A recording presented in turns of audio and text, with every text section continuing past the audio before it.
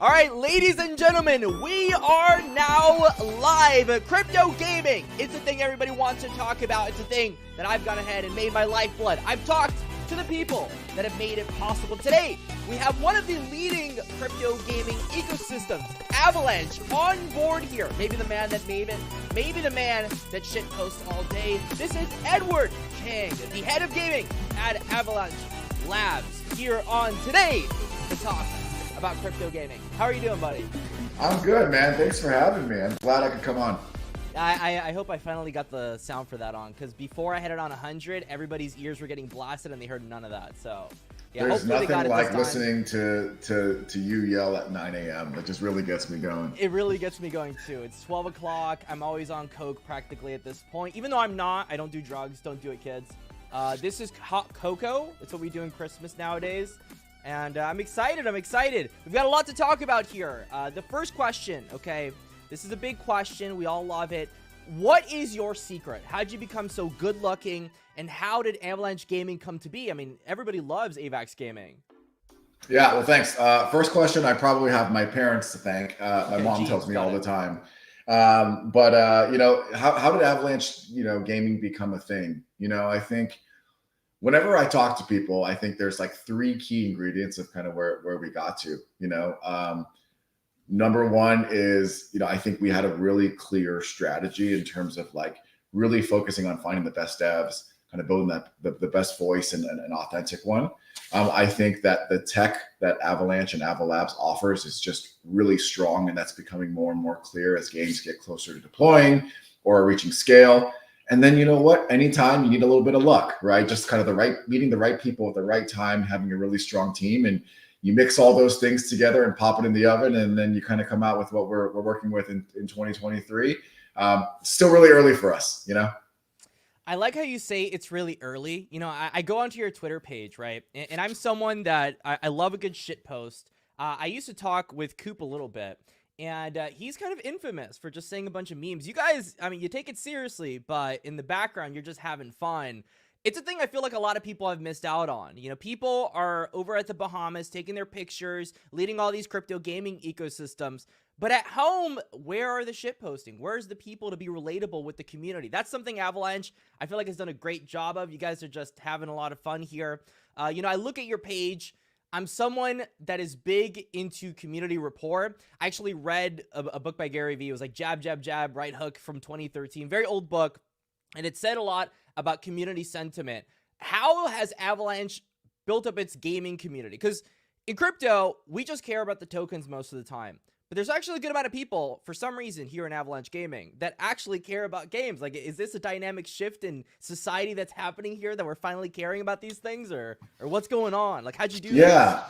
Well, number one, thanks for calling that out. I think, and I sometimes hate kind of this A word, but like authenticity is like really important, right? So I think everybody that really touches gaming, from like, Hushkey, who's like our VP of marketing, and like 𝐒𝐬𝐬𝗕𝗏 and me and Joe and Parker and everybody else, like we are actual gamers and we love it, right? So we spend a lot of time in that space. And I think when we think about kind of how we're going to make Web3 gaming a thing, it isn't just about like the FDVs of these tokens, right? It's like success to me is like almost like it's binary. It's like, can we bring tens of millions, if not hundreds of millions of people on chain to play games and who have never touched crypto before, right? And if we want to get there, we're going to have to tap into this large pool of Web2 gamers, right? Like there's maybe a couple 100,000 people, like wallets in Web3 today that are actually playing the games. Like if we need to actually traverse that gap, we got to go to where they are. And that involves like kind of an authentic brand voice. It involves talking about things not just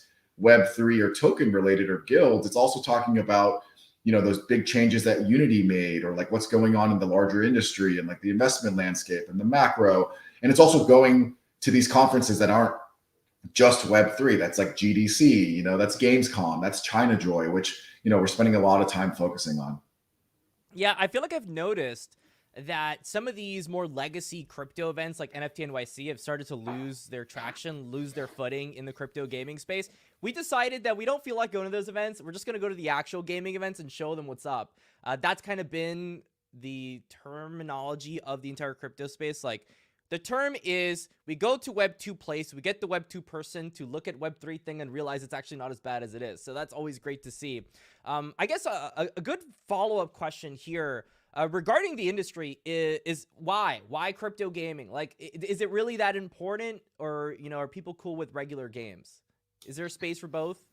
Yeah, I think there is definitely space for both. I think that anytime you have like a new vertical within an industry that grows really quickly, gets a lot of hype, and then there's, you know, shills and a lot of stuff involved, you know, in the periphery, I think it can give something a bad name, right? And I think that a lot of people have already made up their minds on if they're a believer in the Web3, the blockchain element of gaming, or not. And it's a very polarizing topic, right? You wade into the cesspool that is the comments of any like mainstream video game channel that dares to mention the word blockchain. How dare you? Exactly. You have people that are like moon boys, and you have people that are like, this is like the worst thing ever created, right? And the proof is going to be in the pudding, right? It's like, it's time to like put up or shut up. And I think what's really exciting about, you know, this next year is that you're going to have these front runners, these marquee games that everyone is touting. And it's, you know, a lot of games in our ecosystem, but other ecosystems as well, that are going to get a fair shot at proving that, like, hey, this is not just, you know, this is not just about slaving away and generating yield. This is actually a fun to play game. There's kind of a robust economy. There's a lot of opportunity here, and, you know, the market's going to dictate it, right? So regardless of what someone feels about blockchain or Web3 gaming, if their friends are all playing it, if their favorite streamers are playing it, they are eventually going to gravitate it towards that as well, right? Yeah. I think a great example of that was Axie Infinity back in the day. My brother, we got into crypto together. He ran away as fast as possible, but recently he asked me about Axie Infinity and crypto gaming again, because he's like, I keep hearing about it. I hate this thing, but for some reason, you know, this is on the limelight constantly. AVAX, for example, people looking at Shrapnel, people looking at DeFi Kingdom. Some of these titles that people thought maybe were out of the count are more than back. I mean, the games are good, and their tokenomics models for the most part have changed drastically. Like you said, yield farming is a thing of the past for the most part.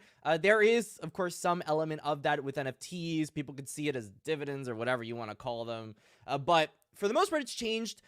Avalanche has doubled down on gaming. You look at their website, or your website rather, and you do not see anything about a token. You simply see a game. And so if you're focused on games so much, you must know the best games on Avalanche. So tell me, which game has got you going, and which game got you going a little bit, but nobody's talking about it right now?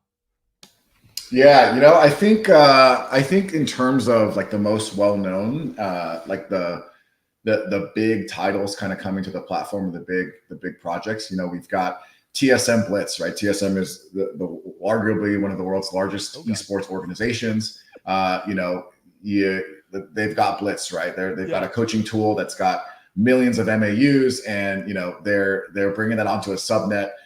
It's launching, you know, this month, but like what's really exciting is like a bunch of unlocks and new features in Q1, Q2 that are really going to kind of level up kind of the experience interacting with blockchain. We've got Shrapnel, the AAA, you know, first-person shooter. Hopefully early access soon, but, you know, their token's been doing really well. But what's really exciting is just kind of the sneak peeks we've been getting on the game. I got to play an early version at GDC. I can't wait to play again at next GDC. Obviously, Gunzilla with Off the Grid, just a stacked team and some really well-known influencers who have you know, put some content out. Merit Circle, they've got this, you know, they're the largest gaming DAO. They've got this really cool platform called Beam. They've signed, you know, double-digit games that'll be launching on this subnet, and some of the early games they've announced that have been on Avalanche already, like, you know, Rainy, Domi, they're all doing really well. So like those are some of like the large marquee ones. And then what's really exciting is, like you said, there are games in our ecosystem that people may not know about or not as front and center that we're also really hyped on, right? So, you know, there's a list of a couple of them here. Like Bloodloop is one where, you know, this is a team that's just been building like through the bear. And, you know, recently, if you look at like their early access NFT that had, you know, it was a collection of 300 and it was free, and like the market is speaking, right? And Pasquale has done a really good job of community building, He's just been a great evangelist for our ecosystem. Mega Weapon is another really cool game that is deploying on Beam. We really like that team, and the game is just really fun to play. You mentioned DeFi Kingdoms. DeFi Kingdoms is obviously a household name, but everyone knows them for kind of the previous kind of cycle, but they've just been heads down and building, and that team has been a machine. And I think that the market now is looking at all this stuff and is like, it's kind of a delayed reaction to all the really cool things that they've built. And so you look at the price action on that, I think the market is rewarding them for that hard work. And then last but not least, there's a game called Providence. It is by a studio called Dynasty Studios. I think it's Play Providence, maybe. Play Providence. Yeah. It's kind of this kind of third person PvE experience. The team is just really impressive. They've been kind of heads down, but we got to play this at Summit. We've gotten some sneak peeks. There's going to be a kind of a beta out for influencers soon. And we're really excited about that game as well. I could go on and on, but this is kind of just a cut across, if you will. Yeah, you've got a lot of games there, to say the least. A lot of these I already know, which is good. I like that. The Merit Circle Beam stuff was a massive deal for a lot of people. But the thing is, they buy the token, they get it's an infrastructure play, but they don't really understand what is going on, why Merit Circle is important, how this, PaaS service ended up being a thing, platform as a service, and why that has kind of shaped Avalanche to where it is today. Maybe you can tell people here, why it's so important to have games building on Avalanche versus other ecosystems, and what advantages they get for building on Avalanche. Because a lot of people were really hyped on Ethereum because it was Ethereum. A lot of people used Ethereum, but then they realized the gas fees were bad. They did a couple layers, didn't really work out that well. Now people moved to Polygon. Now they're moving to Avalanche. Why Avalanche?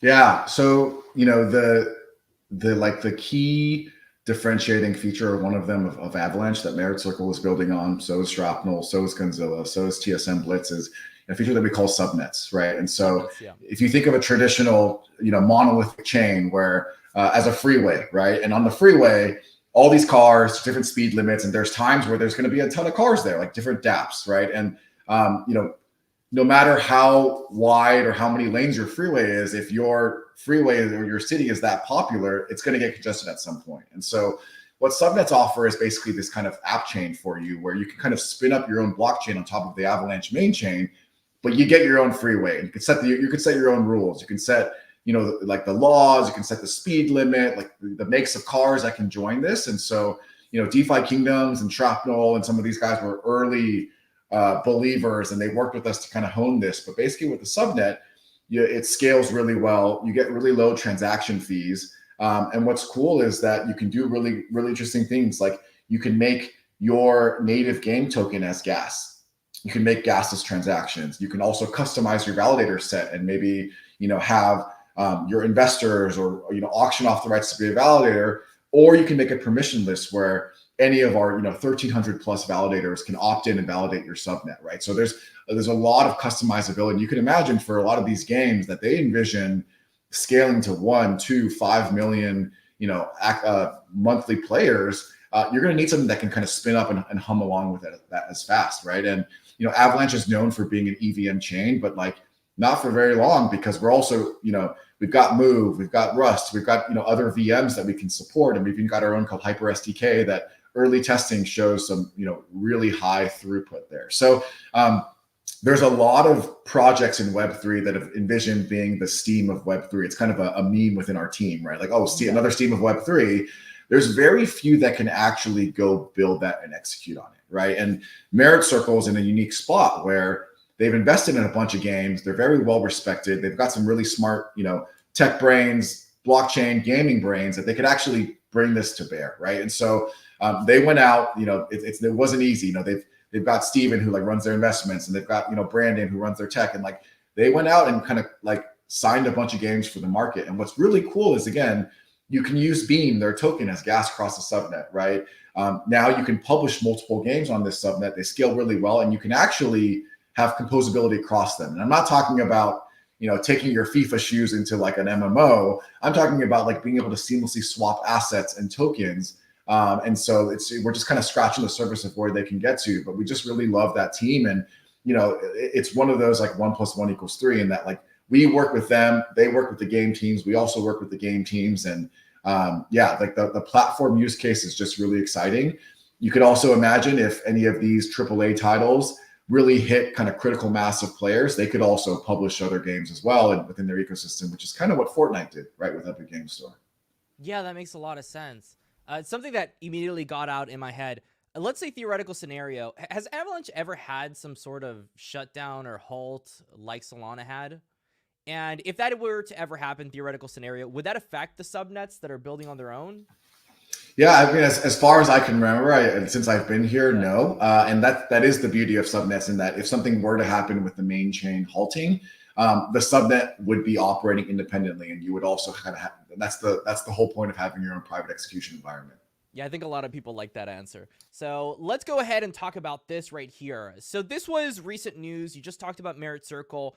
Breaking news, Merit Circle, Immutable, Polygon joining forces in a united front to take the gaming industry by storm. Does this have anything to do with Avalanche? I'm assuming so, right? Because of Merit Circle? Yeah, look, I've gotten no less than maybe 1,600 messages about kind of this announcement yesterday. Here we go, breaking news. Yeah, we have a very strong relationship with the Merit Circle team. You know, we are very committed to our partnership. I think, you know, sometimes announcements can kind of, you know, take a life of their own in terms of like the marketing engine and amplification there. But, you know, in terms of this partnership, they're basically extending the NFT marketplace portion of Beam over to, I believe, 𝐒𝐸𝐴𝐸 to support the games that are already built there, right? So Beam is still going to have, you know, their subnet. All these games are still launching here. They are extending support kind of to another chain, but nothing is changing about the subnet. You know, the economics that they have for these games is still going to be better on the subnet. And we think, you know, the user experience across the board is going to continue to be superior, but we wish them the best, and we wish them, you know, it's always great to, you know, have their talent and their name recognized, and that, you know, the services to be in demand. And you know, we congratulate the Merit Circle team on that. Oh, of course. Yeah, that's a big land right there. Pretty much they've got every major crypto gaming ecosystem except maybe like Ronin, if you would consider that, in their grasp right now. So congratulations to them.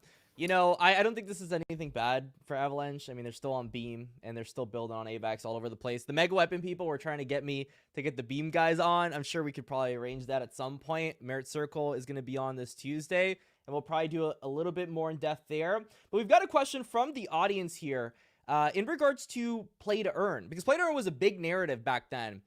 Do you see these crypto games sticking, at least some of them, maybe not all of them, but a very few amount of them? Do you think Play to Earn or non-profit games work if we're trying to stick with the crypto ethos?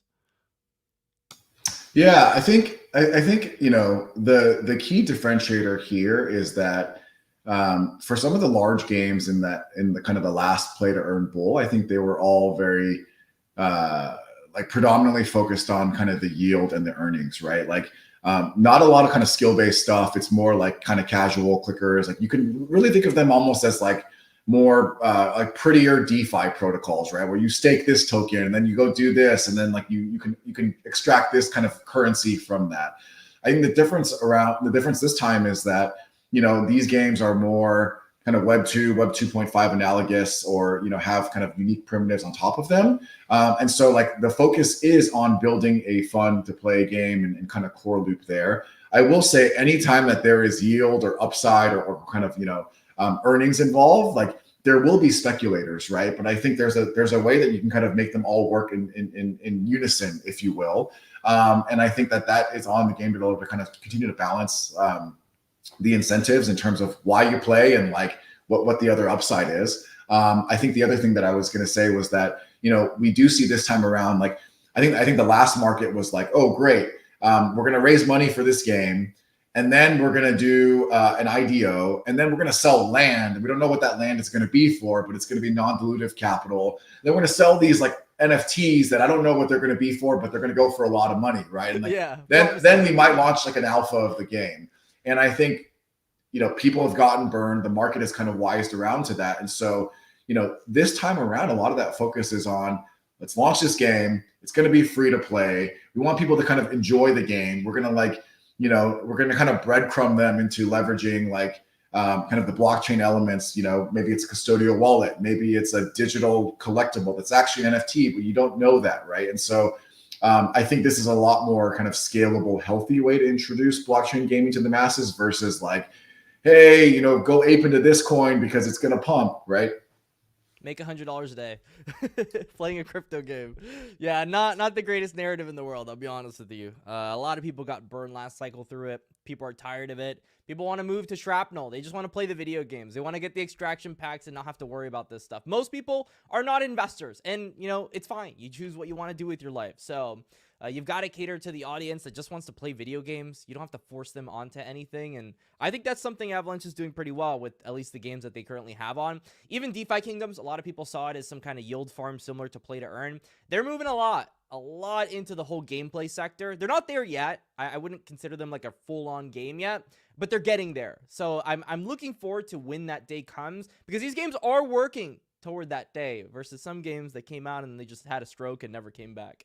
So in terms of security, there is this thing Vitalik Buterin did a long time ago, blockchain trilemma, security, scalability, decentralization. Big thing. If anybody were to ever solve it as a crypto gaming ecosystem, they were to become the biggest thing in the world. Obviously, gaming is centralized by nature. You need to have developers, so you can't solve that part. But security, if we have a lot of transactions per second on a chain. I asked this to Jason from Gala. He pretty much said that as long as you have the infrastructure there, you can do as much TPS as you want. Is that the same for Avalanche subnets? Yeah, look, I think zooming out here, number one, I am not kind of a technical guru here, and that's very lucky for Avalanche that I'm more focused on the BD side. But EVM is very popular because Solidity is the main language that like most smart contracts developers use, right? It's kind of obviously Ethereum and all these other EVM chains. But there are inherent, technical limitations to how you can scale EVM, right? And our team is doing a really good job with subnets and other optimizations. But there is like an ultimate bottleneck in terms of your TPS, right? And that's why some of these other languages are really interesting, right? Like you've got Move, you got other stuff, and built with our consensus mechanism that is, leads to the fastest time to finality out there, sub-second, right? So I think we're always looking to optimize that. But I think things that I've mentioned, like there's Movement Labs where they're building kind of a Move VM on top of the consensus layer of Avalanche. And we're really excited about that team.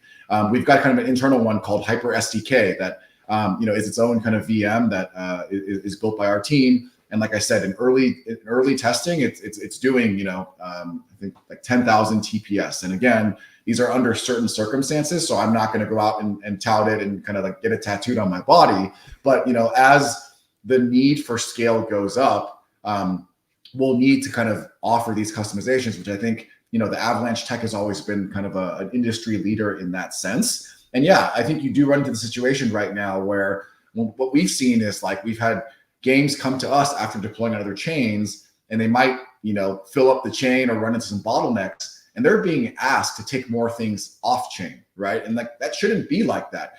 Not everything needs to be a fully on-chain game, but in this kind of, blue ocean or this blank canvas, you should be able to do whatever you want with your game, right? And that's kind of one of the selling points of what we're trying to tell people too. It's like the tech does matter, and then not all chains are created equal. And so, the team is always coming out with kind of new optimizations that we can introduce that, frankly, we'd love to see, the envelope pushed and then pushed us to be able to help scale faster, because that's kind of the vision of why we're all here, right?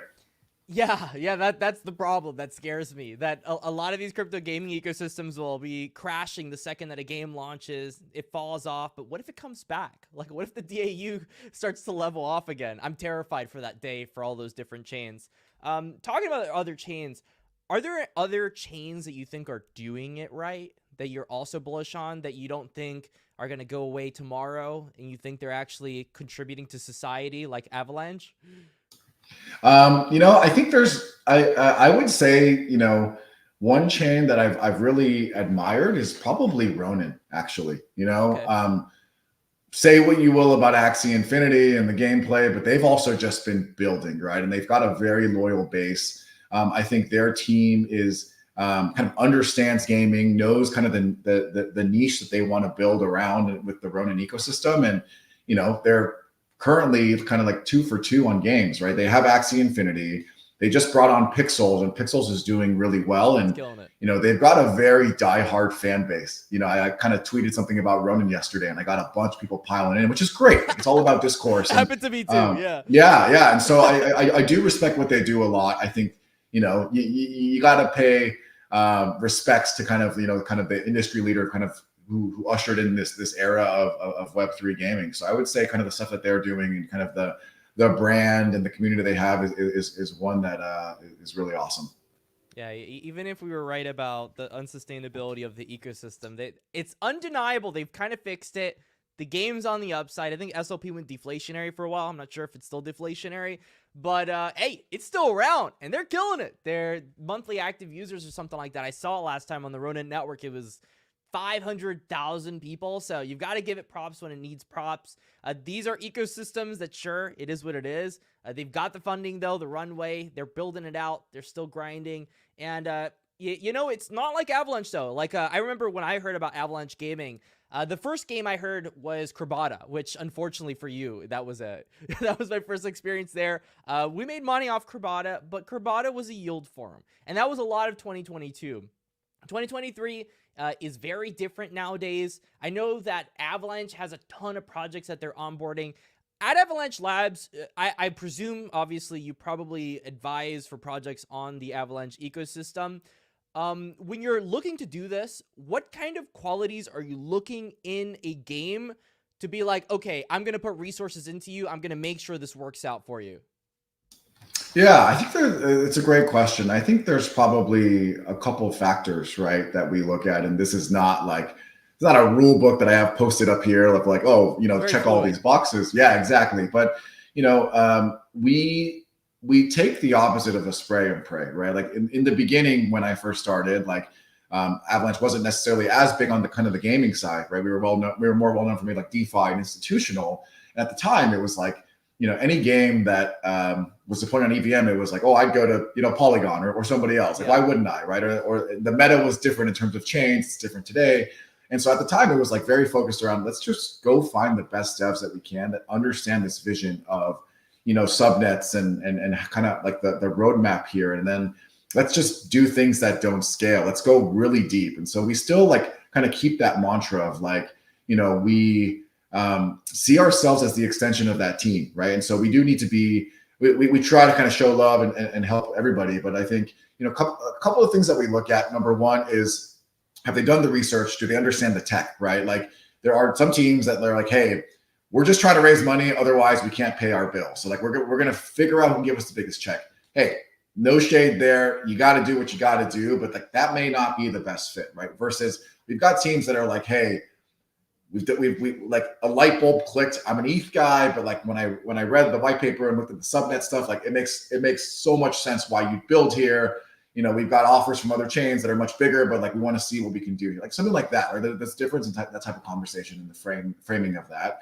I think, you know, there are a lot of really talented game developers right now building in Web3, but a lot of them do come from like Web2 games. They just want to build a cool game, right? But sometimes like we do work in Web3 and I do work for a blockchain, right? So like an understanding of like what's going to actually be on chain, like what's the vision for that? Do the tokenomics make sense? How are you going to introduce that? Like, you know, and then the other piece is like that we do have to like share with the games is that sometimes it's like, you know, a monthly active player in your game isn't necessarily a monthly active wallet on chain, right? And for us, a lot of the stuff that we do is around like, okay, how do we drive like sustainable, real on-chain activity? And so like, that's kind of something that we do walk through the games on, which is, okay, this is the timeline to actually launch the game, but then how do we actually incentivize users to like, you know, trade and, you know, actually use the chain. Yeah. Exactly. Actually use the chain. Right. And then, of course, there's always,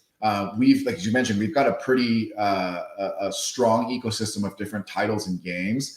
Sometimes we look at, oh, are we lacking, you know, games in a specific vertical, right? Or is there, you know, a really well-known publisher that would be really good for us to bring on because it makes a lot of sense and gives us, you know, some of the PR and marketing.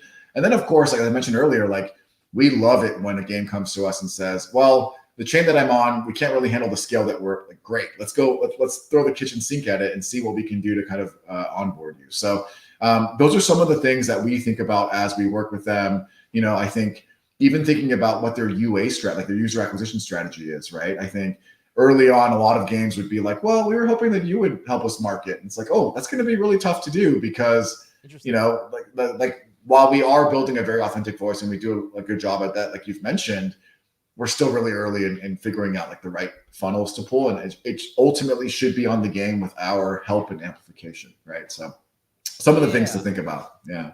Think of you as a pseudo publisher in a way where you help them with the economics. If they want it, if they need it, you help them with the BD a little bit. I mean, it's your thing, right? So you're good at it. But inevitably, you need to build out the game. It has to be a good game, and you need to get people to play the game. That's pretty much it. And obviously, like if someone's e-begging practically for checks and looking for who gives the biggest check versus like if this thing is actually useful and I actually like it and I'm going to be your biggest advocate, that's a big difference. So that makes a lot of sense. I think another one I wanted to ask, looks like we have plenty of time here, is the fact that on your actual Twitter, you pinned this post November 29th, and it talked a little bit about one very specific thing. It was the CEO of Nexon stepping down. He went ahead and did some, oh my God, what in the world is going on here? Infinity. Oh my God, Jesus Christ. Anyway, so we can keep going here. So the CEO of Nexon is stepping down after running the company for 12 years with double-digit growth over the past 7 quarters. He shared a few great insights in an interview recently around AI, industry layoffs, MapleStory, which by the way is building in crypto gaming. Very interesting, and his succession philosophy and more. I wanted to ask, what were your main takeaways as someone that's in this industry and is in the know-how of, hopefully something that's going to be successful long-term? Yeah, I think first of all, I thought it was pretty refreshing. And, you tend to see this, I think, like he's announced that he's going to be leaving and maybe he feels more open to kind of share his honest thoughts versus maybe like CEOs that are just starting and a little bit more buttoned up, right? But, thinking about like succession where he's saying like, the best thing that you can actually do for your shareholders and for like the enterprise value, right, of your company is to actually like put the company in a good place for the next person when you're on top and in a strong position versus, hey man, you haven't been doing so well. I think we're gonna have to get rid of you. And then like you like run a very hasty search for the next CEO, and it's like, it sounds very obvious, right? But you do see that a lot in kind of the corporate structures and battles that you see in public companies. I thought like being very open about like what AI can do for game development was pretty refreshing because, as you probably saw in like the writer's strike here in the US recently, there was this whole thing about what is AI going to do about our jobs and, defensibility and what you can and can't do. And he's here saying like, well, yes, AI will eliminate some of the tasks that you might do before, like some of the lower level stuff. However, if anything, it unlocks smaller teams to go work on different projects, right? And do really cool things. And like, that was kind of a light bulb moment too, which is like, yeah, it's not necessarily like, it's taking all of our jobs. Maybe it just enables us to 10x or 100x, kind of the output that we can do. And then I think, some of the other stuff, I mean, the MapleStory stuff is crazy, right? Because they've got like, I think 3 or 4 different versions of MapleStory today, right? And it's just kind of building on that success, right? And it's been around since I was young and a lot of people played, and it's just like this timeless IP, right? And so, if I think about like, when you think about timeless IP, people talk about like GTA or like League of Legends or Counter-Strike or StarCraft, but you don't necessarily think about kind of maybe a casual like MMORPG game like MapleStory, which is, really impressive in itself. So those are some of the things that I think were really interesting. I would recommend, that VentureBeat interview. It's always great to kind of just tap into like big brains in Web 2 as well. Yeah, exactly. You need reference points on how to do things from people that have already done them. MapleStory, I looked at a documentary recently about the success of League of Legends. I'm obsessed with League of Legends. I played it way too much. But it kind of talked about the success of the economic monetization model that a lot of these games were doing back then and how Southeast Asia ended up dominating in the space. I mean, we lost in the US in terms of monetization. We used to charge people $60 a day. Nowadays, if you do that, I mean, you're either on console and everybody hates you anyway, or it just doesn't work. You don't get users. Free-to-play games absolutely took off in Southeast Asian countries, and that was a big reason. Games like MapleStory, League of Legends won over some of their competitors that even though they had better gameplay, there was no sense of this guy actually doesn't have as much money as you think he does. So he can't actually play your game. 1 million people playing your game, much better than 50,000 people. So it reminds me a lot of what's happening right now, where initially, yeah, we had a pretty good base in the US, a ton of people looking into it, speculating, but then Axie Infinity took off in the Philippines. Maybe we had some Latin American countries get a lot of users, maybe some US users, but a lot of it was centered around Southeast Asia and the traditions they have there. I'm thinking, we might have the same thing happening again, where we have a lot of users doing a different monetization route. It's crypto gaming, and it's kind of working out. Do you kind of see the correlation there, or am I just crazy?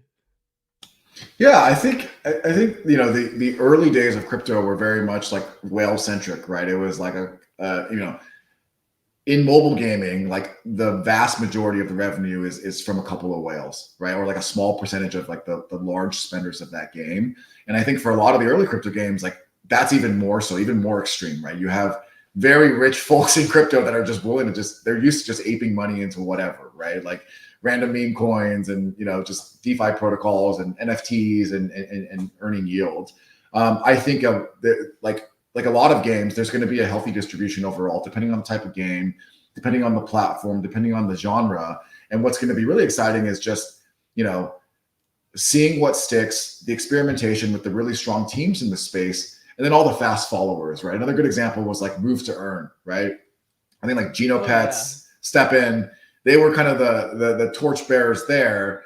I think it's cooled off a little bit, but there were so many fast followers and interesting stuff there. So we'll continue to see experimentation. Then I strongly believe that we'll start to see kind of the real narratives kind of take hold early on, and then people are going to build on top of them, and then we'll hit escape velocity and like maybe leave this like Web 2.5 bubble, and you'll start to see like actual really unique blockchain use cases that I can't even think of, right? Like similar to like the analogy of like with a smartphone, did you ever think that you would be doing like AR and Snapchat lenses or even calling a car or food like with your phone, right? Like these things were built on top of kind of the early primitives and the early apps, and there's going to be a lot more exciting stuff down the road too. Exactly. And talking about applications, something that I used a lot when I played League of Legends, Blitz. Blitz is a platform, which I don't know if you've played League of Legends. I hope you have. But this is on 30 different games at this point, I swear to God. It's on TFT, Valorant, Apex Legends, CS2.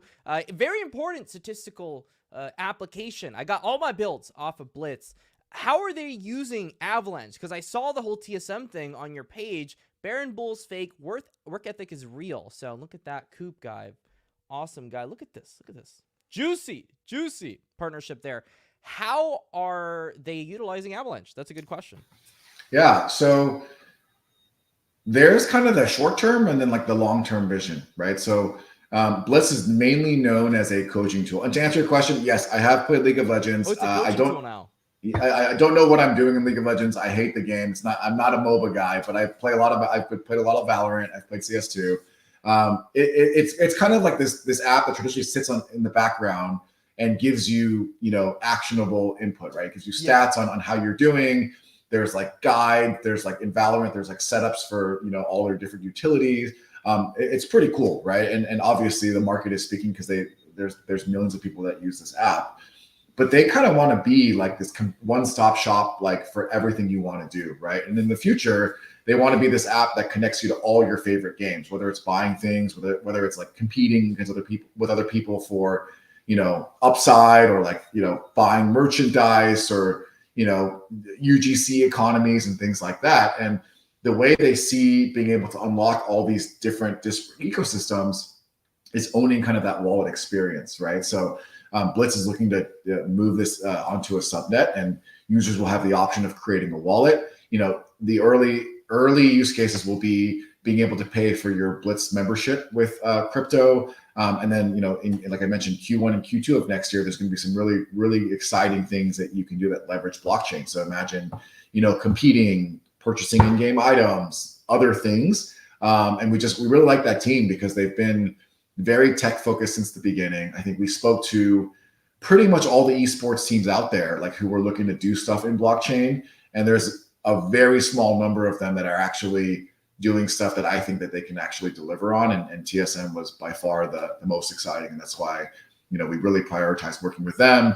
We were down in LA. I was with 𝐿𝐸 and Avery for a little bit, and we're shooting some footage in anticipation to launch to post in the next, weeks and months. Look at that. So they're actually doing crypto, aren't they? Okay, so Blitz is doing that. I'm thinking at some point we're gonna get to this escape velocity in crypto gaming marketplaces where you're gonna be able to mint some of these, let's say, fungible tokens, aka these assets in games like CS2 skins, and maybe you'll have like a voucher, or maybe you'll have some kind of like license that guarantees that you'll be receiving an item at X price, and maybe that's the market price on the Steam marketplace. So there's so much you can do that people haven't even explored in crypto gaming that I feel like is going to become possible at some point. I'm sorry, but like everybody that tells me that CS2 is remotely Web3, I just laugh at them. Sure, you've got marketplaces, but at the end of the day, I have to go out there and I need to go to some Chinese marketplace to be able to cash out. I don't have a Chinese social security. I'm sorry. I'm screwed. But it's too complicated is what I'm trying to say. At some point, they'll have to adopt something similar. I'm sure that there will be third-party marketplaces, just like we have Buff on CS2, that will make it possible for people to cash out. Blitz makes a lot of sense. I think Blitz can do it. They got to do some juicy stuff. We got digital asset news. We got Rob. AVAX will be huge. AVAX loves you. You got to have Rob. Rob is awesome. You got to be on his channel.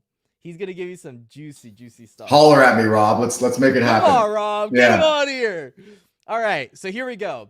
What Web2 games did Ed like that may have informed his analysis of what makes a Web3 game really good? And I guess a second question I'll ask you after that. Which game do you think you could actually beat me at? Oh, I could probably... You know what? The best shot is probably something like an FPS. So maybe like a 1v1 in CS2 or Valorant or something. All right. I was DMG a couple years ago. So okay, then maybe not. But you know what? No. I've got Blitz now. So that's true. I got some tricks up my sleeve. It's a great question, Mr. D. I think when you look at what can apply, like in terms of what you can apply blockchain tech to, the sky's the limit, right? But then after you've gotten a few cracks at like seeing games that have worked and haven't, we're still trying to figure that out, right? And so a lot of what we do is experimentation. A lot of what we do is improving on the design and working with our games to say, oh, like we dive into tokenomics and we're like, for example, 2 years ago, it was like, are you sure you want 2 tokens just because Axie's doing that, right? And then it went to like 1 token, and some games are doing no token and just dealing with like the stable coins or whatever chain they're on. So like, we look at certain genres that work really well. Like you mentioned CS. CS is not a Web3 game. However, it is the de facto standard and example that everyone uses of why NFTs can work, right? So that's why we're so hyped on some of the FPS stuff. Shrapnel introduced certain things like UGC and UGX, with earnings and what you can do with kind of that currency. So, we're still figuring this out. And that's why, I mentioned earlier when Classy asked me like, oh, what are some things that you look at? It's like, well, we want the team to really think tangibly about what blockchain elements there could be, right? And then we ask ourselves, does it make sense, right? There are so many use cases, and it's really about, can you convince the market and does it make sense to actually deploy these things versus, oh, we're going to call this a Web3 game just so we can, tap into this market or raise funding, right? There's a clear difference between the two types of developers. Yeah, we want money versus we actually want to do something. That makes a lot of sense. And it's fine to want money, but also like believing in the vision, right? And I think that's where the bear market was really interesting, because all of a sudden our telegrams were a lot cleaner, right? Of like, they were people that, were deploying or building and didn't fully believe in it or like want to build through it.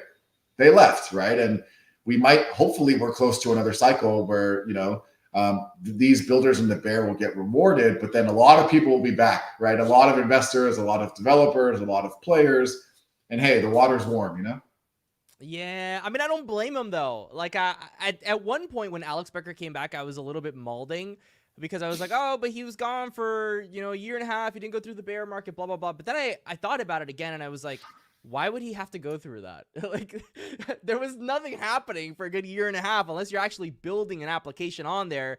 There was no point in even being in crypto gaming other than maybe setting yourself up for educating people en masse, which is kind of what we're doing here, which we have over 100 people. This is awesome. At some point, you know, we had, I think, like 20, 30 average for a good year. It was a long time, so we all suffered a lot. But I feel like when the Telegram gets cleaner, the discussions get a lot more in depth because you have to do further convincing. So I learned a lot more, I feel like, in the bear versus talking to people nowadays in a call. It's just like how money work. Can I get money, and how do we all get money? Or the person keeps looking at their other screen because they're looking at Deck Screener, and like the number just keeps going up, and they're just like, yeah, I don't need to be talking to you, I'm out, you know?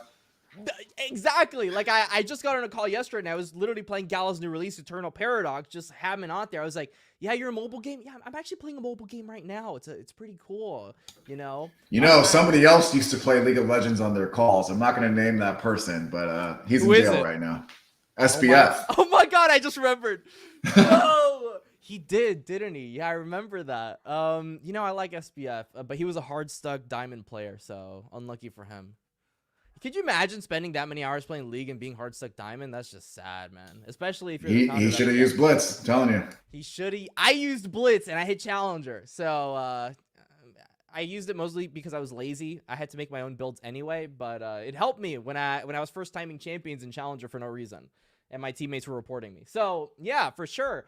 I think we're getting close to the hour, so I think we might end it here. It was a pleasure to have you. I'm sure we're going to do a ton of different things in the future. Avalanche, very early crypto gaming ecosystem. Honestly, to even call it a crypto gaming ecosystem is a bit of a stretch. We're still very early on, but I'm sure at some point we will be like millions of TPSs. Everybody's talking about gaming and not tokens and speculation and pre-sales and all these different things. Obviously, games need funding, so it makes sense why they're talking about it now.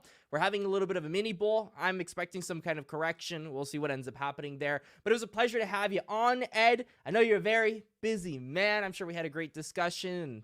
Until the next time.